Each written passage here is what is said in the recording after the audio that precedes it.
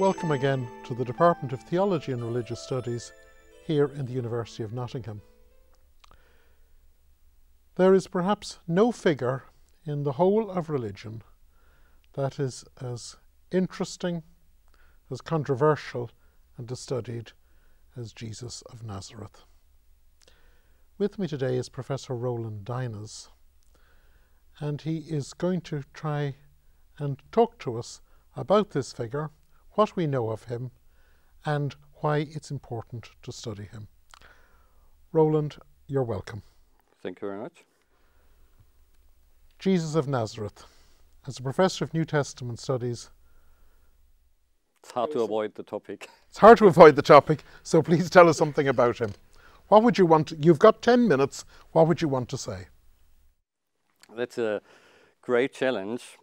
So why the whole process is why study Jesus of Nazareth? And I would say, is there any reason not to study him? Because as you mentioned already, he's surely the most important single figure in history, at least with regard to his history of impact, who ever touched this planet. So in a way, you have to find good reasons why not to study Jesus. And if you want to know anything about the history of the last 2,000 years, about culture, religious developments, if you want to know anything about literature, art, music, whatever, it's hard to avoid a certain amount of knowledge of Jesus of Nazareth. So therefore, I think there are very good reasons and a kind of necessity for any educated person to know at least the basics of Jesus of Nazareth. And of course, as always with religious figures, it's highly controversial, in a way, everything. So you mentioned Jesus of Nazareth. This is how he's normally described, but the biblical texts tell he's from Bethlehem, or at least born in Bethlehem, so this is a Christmas story, but then brought up in Nazareth. But there again, we have this problem. We have our religious sources, which are mainly in the New Testament, the four Gospels, Matthew, Mark, Luke, and John. And when we start, normally when you start with the biography of a person, you would say, okay, birthplace, date of birth, and there we have already a lot of problems. So we know he was born at the end of the reign of Herod the Great. That means between 6 and 4 BCE. We don't know precisely when. The Gospel tells us Bethlehem, but in two highly contradictory stories, so it's hard to find out what is the historical kernel, if there is any at all. And what is clear, he grew up in Nazareth, and which was a small village in Galilee, completely unimportant, not on any religious map. And then we know more or less only the last 1.5 years of his life, between 28 and 30 of the Common Era. And we know for certain, as much certainty you can have within the world of the first century, that he died on a Roman cross in Jerusalem around 30 in April, and the Roman prefect who was responsible for this doing was Pontius Pilate, and he is relatively well known within Roman sources and archaeological sources, so we know this guy existed and everything. So this is what we know, and then we have these four Gospels, and we have in addition the letters of Paul and the other letters in the New Testament.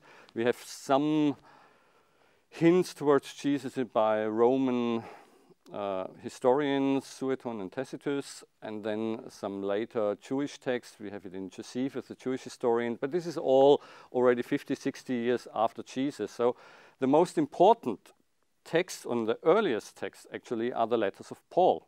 And the letters of Paul are roughly written between 50 and 60, that means 20 years after Jesus' death. And the fascinating or the interesting point is that here we have Jesus already depicted as a fully divine figure who not just was after his death resurrected and brought up back to heaven, sitting at the right hand of his Father in heaven, having the full heavenly glory and power. But already at the latest, in the midst of the 40s, we have this idea that he was even with the Father during creation and during the whole history of the people of Israel. So this idea of pre-existence and incarnation. And this is a real challenge for historical research, because you have a figure who was clearly a very normal human being, and 10 or 15 years later, after his death, within a community of his followers, of his family members, of his brothers, of his mother, and they venerated him as a divine heavenly being which came down from heaven and went up to heaven. And for me, this is the real challenge for history, but also for our understanding of reality as a whole, because this is where theology, in a way, touches our profane history. And in a way, I think you have to make a decision: do you allow that in this respect divine reality can be part of our secular world, or should we keep these two parts completely apart?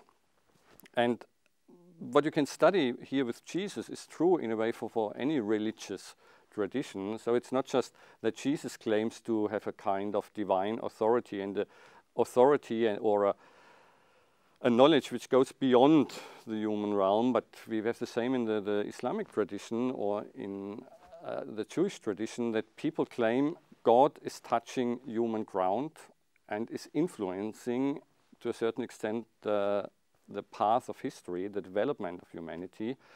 And I think this is the fascinating object of religion as a whole, and Jesus is, in a way, I would say, one of the best documented cases where you can observe religion in the making, so to speak.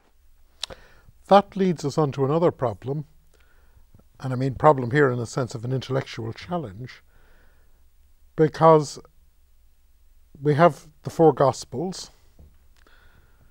but the four Gospels can appear to be just simply history, and yet the four Gospels are really theological reflections using a historical mode. So how is that a challenge to you as a scholar of the New Testament?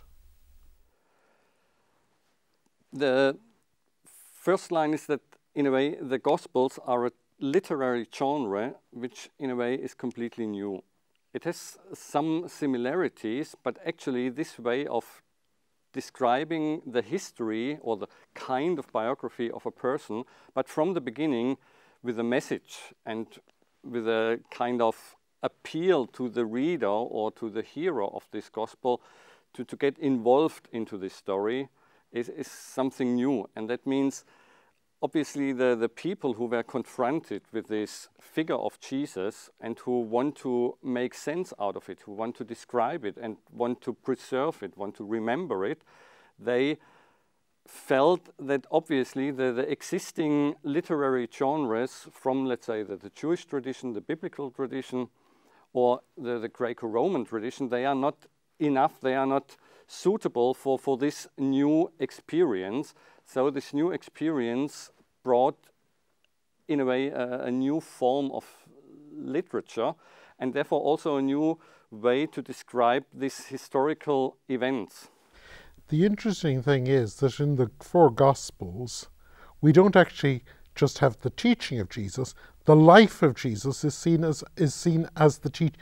The life is more important indeed than the teaching. Yeah, but I think this is what the Gospels have in common with Greco-Roman biographies, because there also exemplaric deeds and actions of the heroes are described. If you look at Plutarch's lives, for example, so the character of a person becomes visible in the way he acts and behaves, and it's therefore quite natural that if you want to communicate the message of a philosopher or a wise man, you do not just report their sayings, but also their doings, because by by their actions, they underline what they actually are and mean. So this is, in a way, the common element. And the actions of Jesus are, in a way, not that remarkable compared to what we have in other biographical texts around this time. So we have reports of other peoples who are able to do miracles.